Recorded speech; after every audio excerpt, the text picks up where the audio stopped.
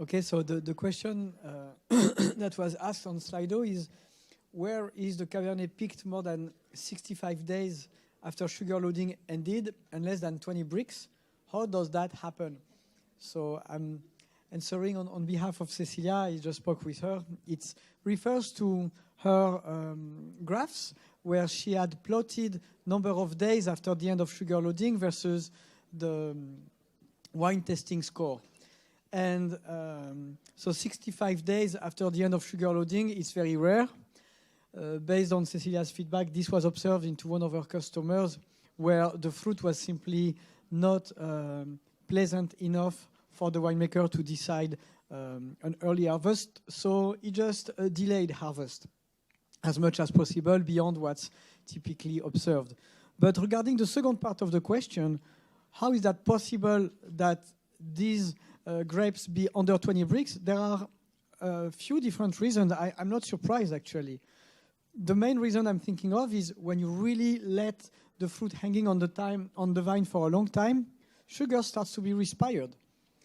In other words, the vine is auto-eating itself. And that's also true with malic acid. So first malic acid gets respired, and then sugar itself starts to get respired when you really push the envelope. So that could be one of the reasons why it's possible to still observe 20 bricks after 65 days post the end of sugar loading. And then the other option would be that maybe this fruit wasn't compatible with the production objectives simply because the ripening profile hadn't been smooth.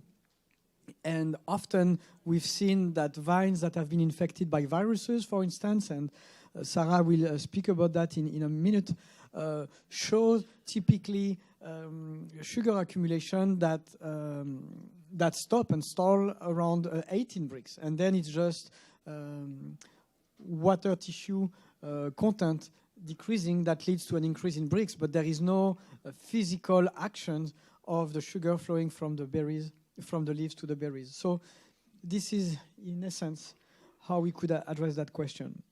So now that most of you are here, I'm going to quickly introduce this last session. So this session is always a little bit of a gamble, because what we want to do after having had this data-driven dissection of the vintage is also looking at what's ahead, what's in the future, how could we further leverage those observations, and how can we use new technologies to even sharpen our critical eye.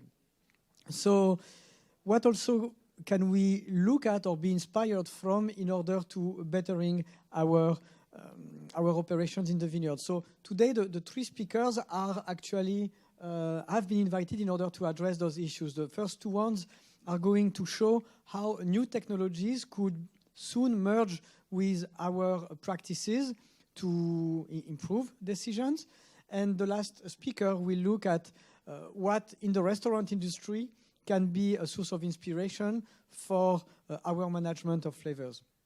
So just a few words to introduce Lee Johnson.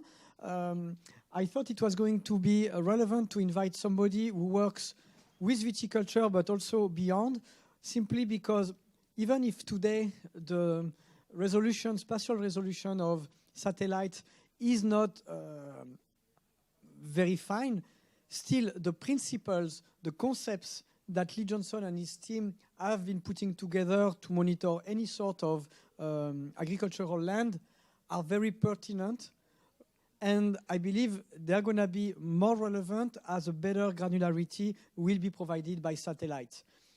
In that sense, getting some inspiration from what they do in almonds, what they do with non-perennial crop is a source of inspiration, because it's just a matter of years until this become more mainstream for us. So with that introduction, I'm happy to invite Lee Johnson and share with us what his work has been showing.